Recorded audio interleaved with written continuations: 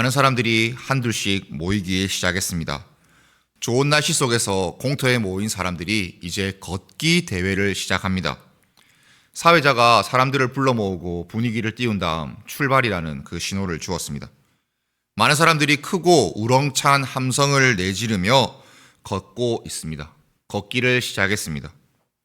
가는 중에 두 갈길의 길이 나왔습니다. 다시 돌아가는 길 방향과 그냥 그대로 쭉 가는 방향, 두 가지 방향이 나왔는데 사람들이 표지판을 잘못 읽고 다시 돌아가는 길 쪽으로 들어서서 열심히 걸어갑니다.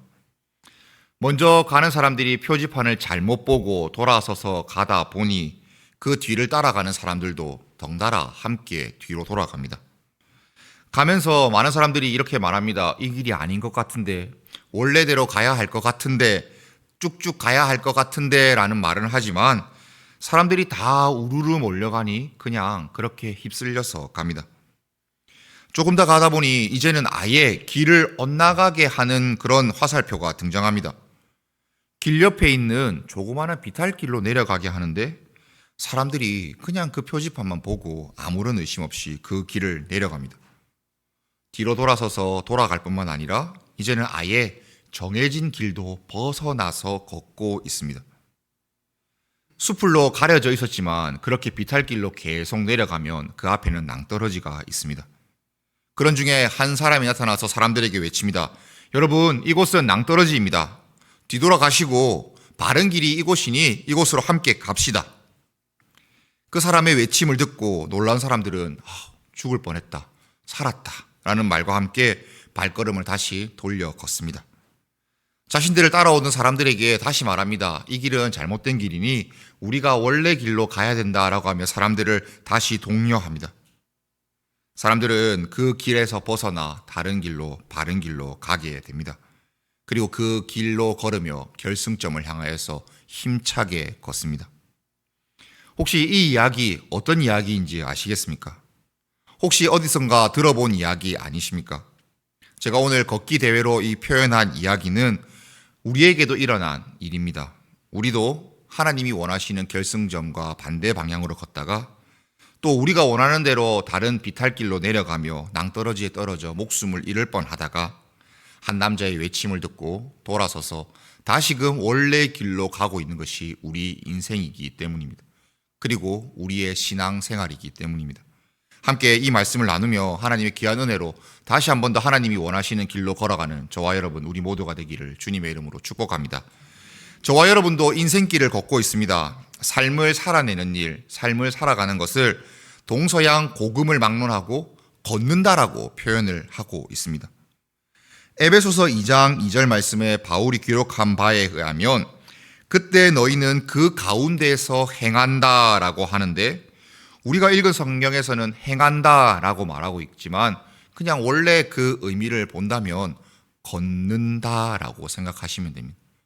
걷는 것이 행하는 것과 동일하기 때문에 이렇게 표현하였습니다. 그렇다면 그 가운데 걷는다, 행한다 할 때 그 가운데는 1절에 나타난 허물과 죄를 말하고 있습니다. 사람들이 인생길을 열심히 걷고는 있는데 허물과 죄 가운데에서 걷고 있습니다. 하나님이 원하시는 걸음과는 정반대의 걸음이었고 하나님이 걸어가시라고 하는 길에서 벗어난 걸음이었습니다. 그러면 이 걸음을 걷는 사람들 어떤 사람들입니까? 1절 말씀처럼 허물과 죄로 죽은 사람들입니다. 성도 여러분, 그렇다면 우리에게 이 허물과 죄는 무엇입니까? 허물을 한번 표현해 보자면 경계를 벗어나서 걷는 모습을 말하는 것입니다. 하나님께서는 우리에게 길 그리고 그 경계를 만들어 주셨습니다. 사람을 하나님께 처음에 창조하시고 하나님은 하나님의 영을 불어넣어 주시며 하나님의 뜻을 알려주십니다. 그리고 그 길로 걸어갈 수 있도록 다 만들어 주셨는데 처음 사람인 아담과 하와는 그 길로 걸어가지 않습니다. 하나님보다 더 좋아 보이는 것이 있고 하나님이 하나님으로 남겨져 있기보다는 자신들이 하나님처럼 되고자 하는 그 마음을 따라 그렇게 걸어가게 됩니다. 그들이 그렇게 선악을 알게 하는 나무의 열매를 따먹을 때, 그것을 먹을 때 그것이 벗어나는, 경계를 벗어나는 일인 줄 순간의 미혹으로 유혹으로 까먹고 그렇게 걸어가게 되는 것입니다. 그러면 허물은 경계를 벗어나는 것이고, 그러면 죄는 무엇이겠습니까? 죄도 비슷하지만 죄는 이렇게 표현할 수 있을 것 같습니다. 결승점을 향하여서 가지 않고 조금 삐딱하게, 조금 다르게 걷는 모습입니다. 걷기는 걷는데 그 결승점을 향하여서 걷는 것이 아니라 방향이 달라져 있는 겁니다. 하나님의 뜻대로 하나님이 원하시는 그 목표와 목적이 있는데 그것은 생각하지 않습니다. 죄악된 본성으로 내가 옳은 대로, 내가 생각하는 내 인생의 목적대로, 아니면 그냥 내 욕심대로 하나님의 뜻과는 반대로 그렇게 열심히 걷습니다. 그런데 이렇게 허물과 죄로 죽었던 자들을 성경 말씀에서는 진노의 자녀라고 표현하고, 우리 모든 인간이 그런 걷기를 하고 있었다고, 그런 인생을 살았다고 분명히 말해주고 있습니다. 정말 안타까웠던 것은 원래 인간의 모습은 그렇지 않았습니다. 처음에는 하나님이 만드신 목적이 있었고 그 길로 열심히 걸어갑니다. 하나님이 사람을 자기의 형상으로 만드시고 보기에 심히 좋다고 말씀하시며 기뻐하셨는데 그 잘 만들어진 모습이 심하게 망가졌습니다. 망가진 사람들은 이내 곧 경계선을 벗어나서 걷고 또 자기가 가야 되는 그 목적지를 향하여서 걷지 않습니다.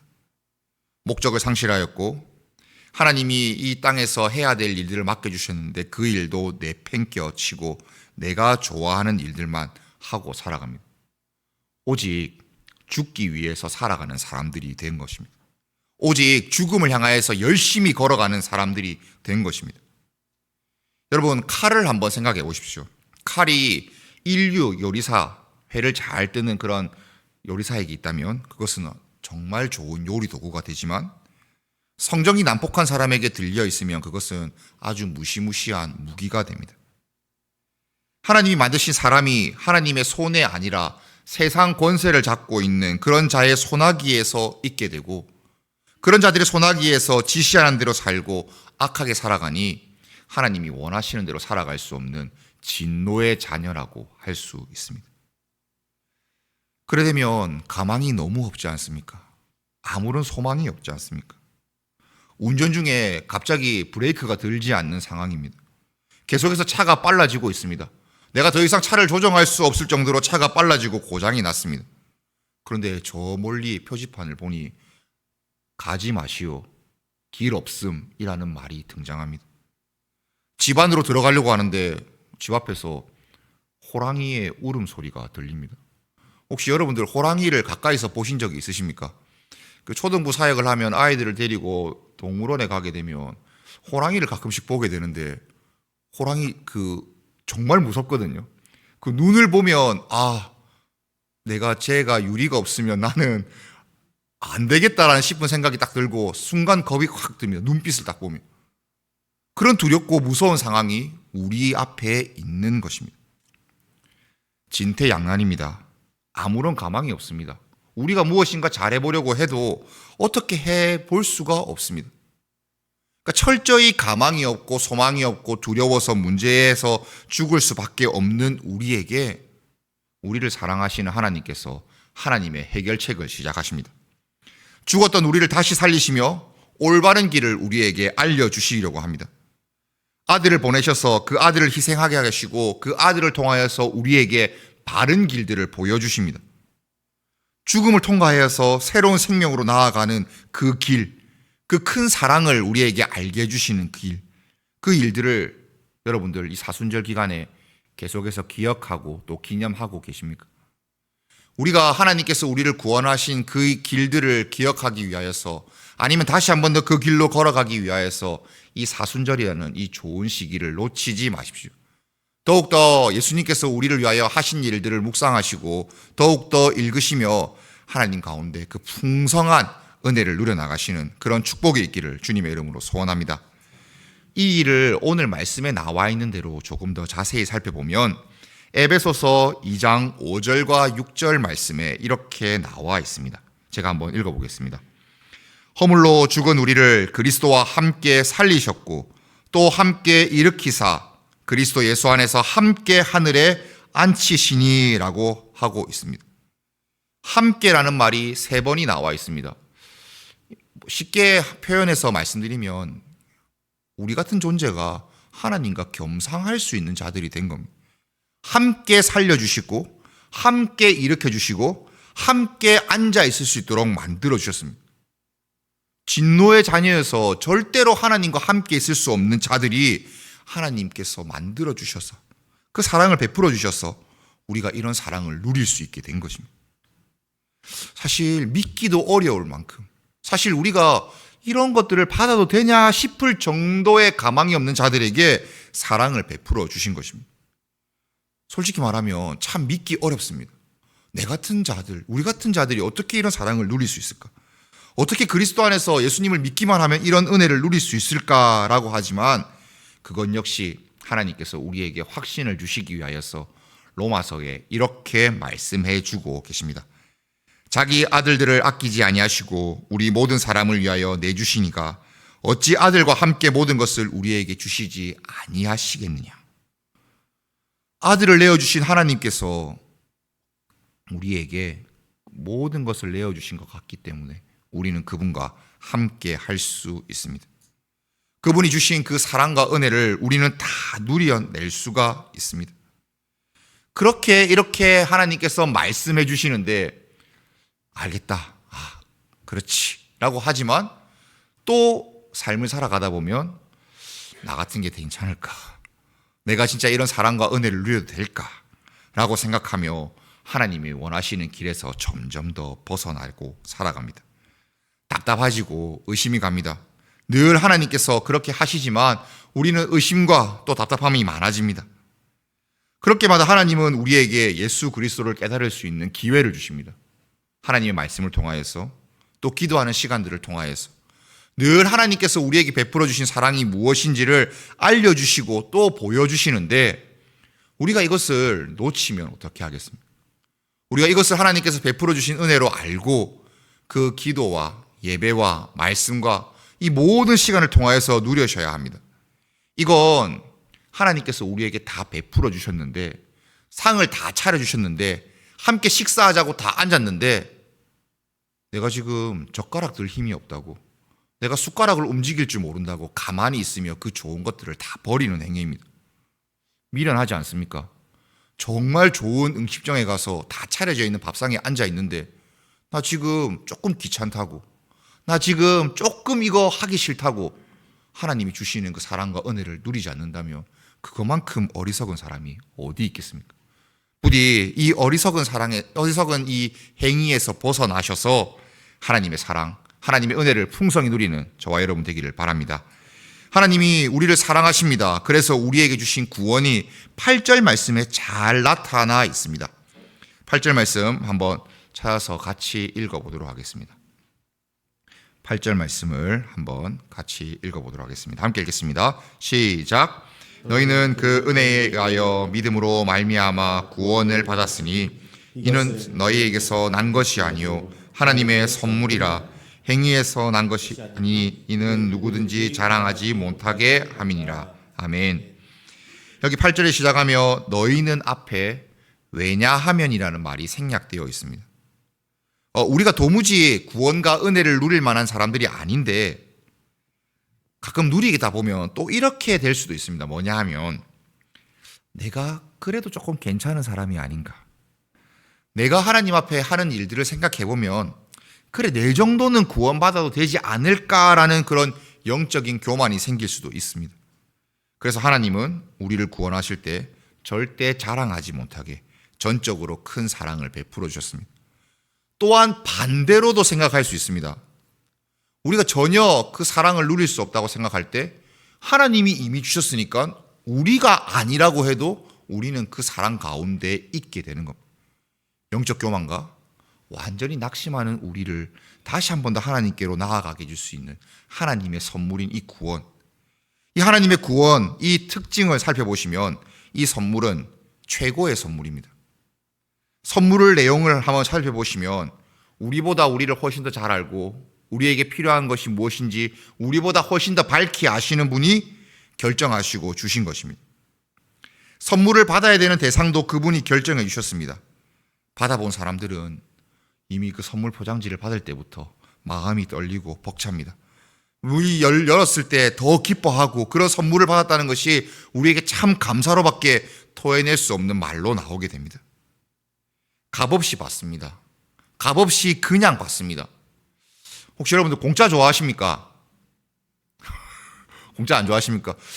이게 좀 이제 살다 보면 공짜는 없다라는 것을 알기 때문에 뭔가 남이 나에게 값없이 베푸면 뭔가 조금 마음이 꺼려지셔서 오히려 공짜로 받는 것보다 그냥 지불하고 하는 게 더 마음이 편할 때도 가끔씩 있다고 합니다.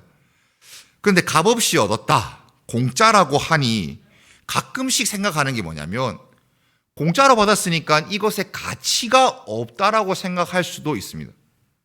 예전에 아주 아이들을 사랑하셔서 아이들에게 그 영어를 가르쳐 주시는 선생님이 무료로 하니까 무료로 하기 때문에 자기가 가르치는 그 강의 내용이 사람들이 조금 낮게 본다는 생각을 하시고 그냥 5,000원씩 받았답니다. 그리고 나중에 한 달이 끝나면 다시 5,000원을 돌려주고. 그러니까 우리 사람 마음이라는 게 공짜로 받으면 좋을 것 같지만 너무 공짜로 받으면 이게 값어치가 없구나라는 생각을 하는 겁니다. 하나님께서 우리에게 주신 구원도 값없이 받았습니다. 그러면 우리 마음 가운데 이 죄악된 모성들은 이것이 뭔가 효험이 없거나 조금 부족하거나 뭔가 조금 더 해야 되지 않나라는 생각이 듭니다. 그런데 그런 생각은 완전히 틀린 생각입니다. 공짜이지만 전혀 문제가 없습니다. 공짜이지만 값싼 것이 아닙니다.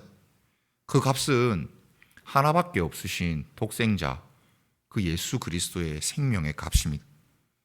하나님이 예수 그리스도를 대속물로 제물로 죽게 하셔서 우리를 대신해서 죽게 하셔서 구원해 주시고 주신 선물입니다.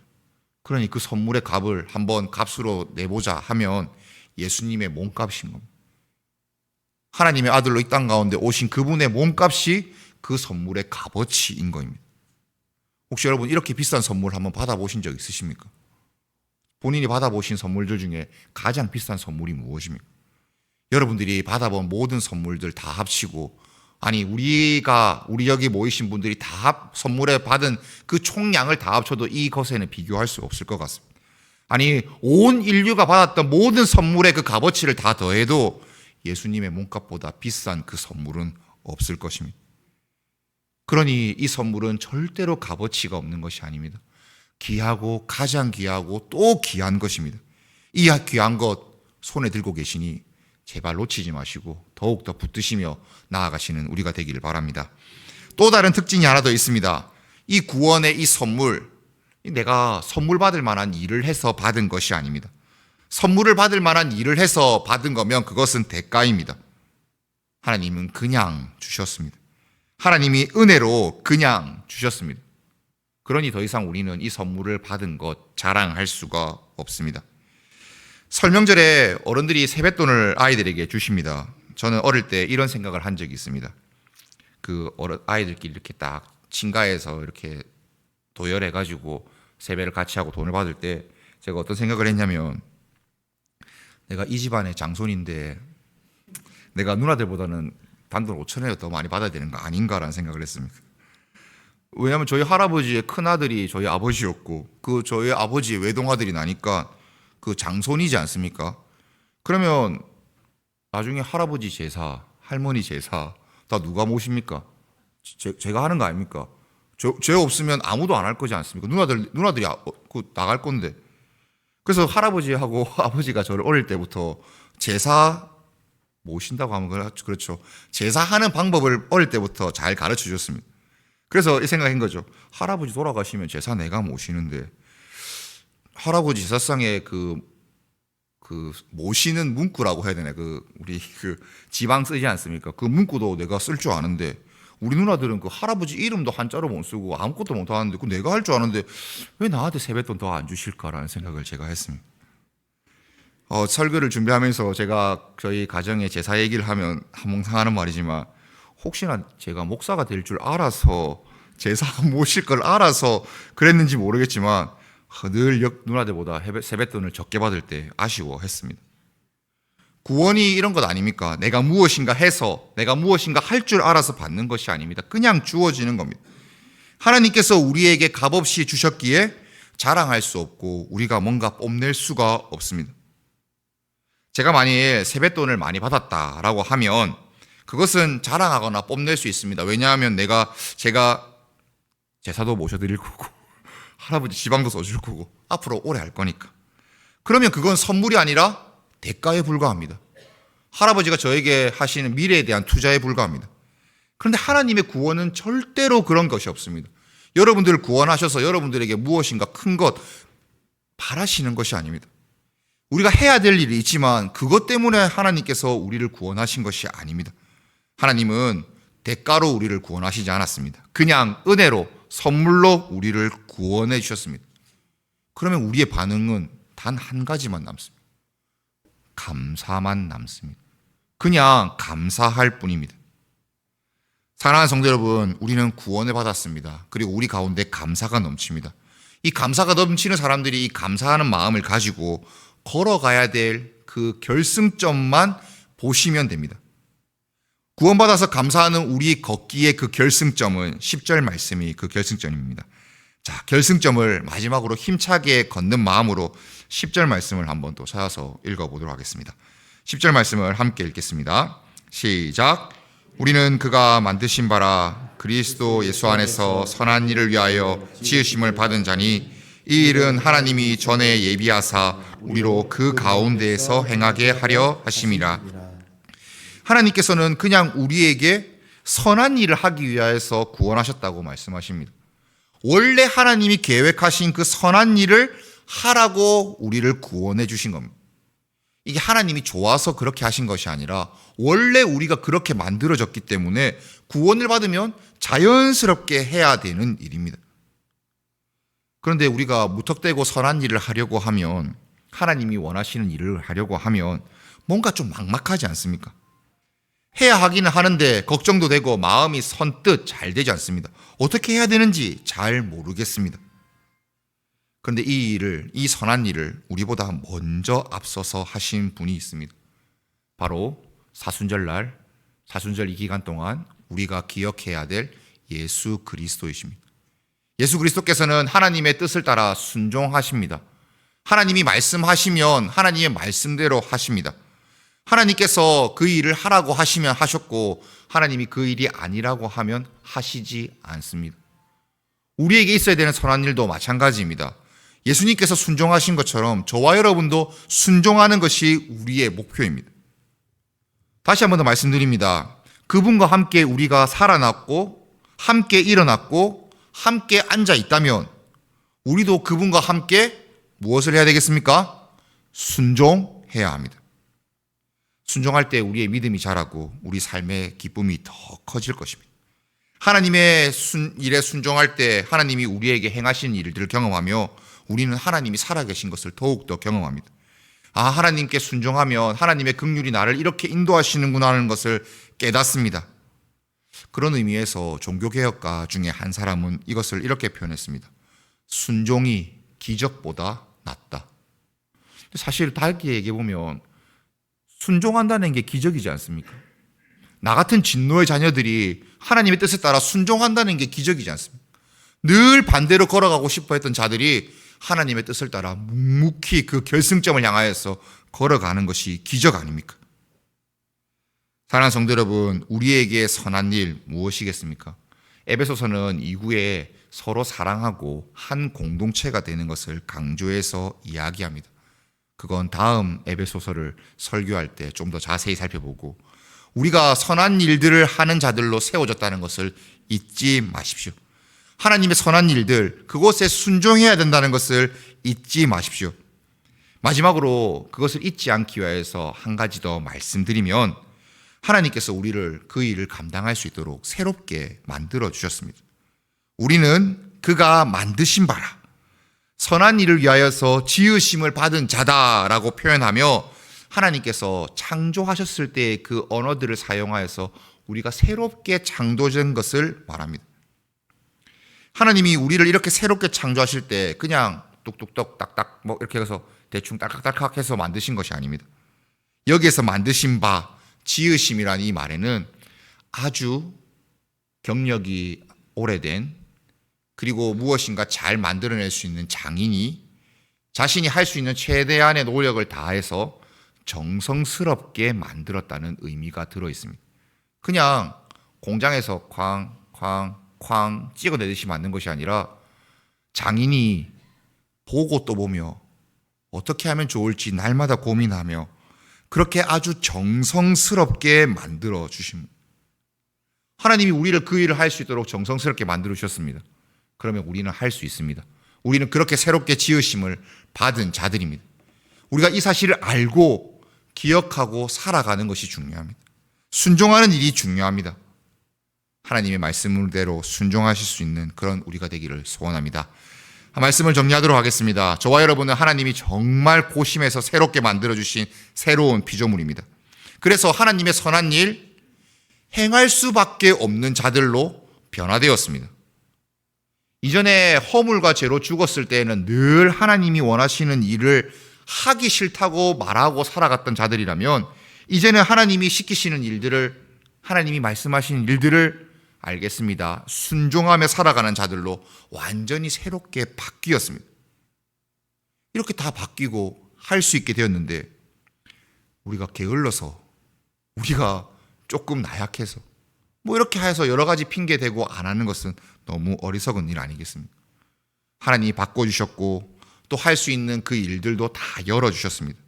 이 모든 일들을 하도록 만들어주셨사오니 허물과 죄로 죽었다가 다시 살려주신 그 하나님의 귀한 은혜를 기억하는 사순절 기간, 예수님을 더욱더 알아가시고 말씀에 순종하며 나아가는 저와 여러분, 우리 모두가 되기를 우리 주님의 이름으로 축복하며 소원합니다. 아멘. 하나님 아버지 감사합니다. 허물과 죄 많은 우리를 하나님의 구원의 은혜로 불러주셔서 새롭게 만들어주신 것 정말 감사드립니다. 이 크신 은혜를 잊지 않고 새롭게 시작되는 한 주 사순절 기간을 지내며 우리에게 오신 예수 그리스도의 그 은혜들을 묵상하며 더욱더 알아가는 우리가 되게 하여 주시옵소서. 하나님의 사랑과 은혜의 선물이신 예수님, 예수님의 그 희생의 몸값이 우리에게 주신 그 구원의 값인 것을 알게 하여 주시고 이 낮고 낮은 땅 위에 우리를 위하여 오셔서 행하신 그 모든 일을 찬양하며 그 모든 일을 더욱더 깨달아 살아가는 우리가 되게 하여 주시옵소서. 그렇게 하나님의 아들로 이 땅 가운데 오셔서 행하신 그 모든 일들, 주님, 우리가 말씀을 통하여서 기도를 통하여서 깨달아갈 때 큰 은혜를 누릴 수 있도록 깨닫는 은혜도 허락하여 주시옵소서. 속량하신 은혜로 우리가 구원을 선물로 받았습니다. 우리가 자랑할 수 없고 또 우리가 우리에게 없다고 부인할 수도 없는 이 놀라운 선물 귀하게 여기고 감사하게 하여 주시옵소서. 이 모든 일을 깨닫게 하시는 성령 하나님, 우리가 새롭게 만들어진 바를 더욱 깨닫고 살아가게 하여 주시옵소서. 특별히 오늘부터 시작되는 한 주 주님께서 붙들어 주셔서 우리의 일상 가운데 성령 하나님께서 깨닫게 하시는 은혜로 살아가며 하나님의 위로를 경험하며 나아가는 우리 모두가 되게 하여 주시옵소서. 그 선한 일 감당할 수 있는 자들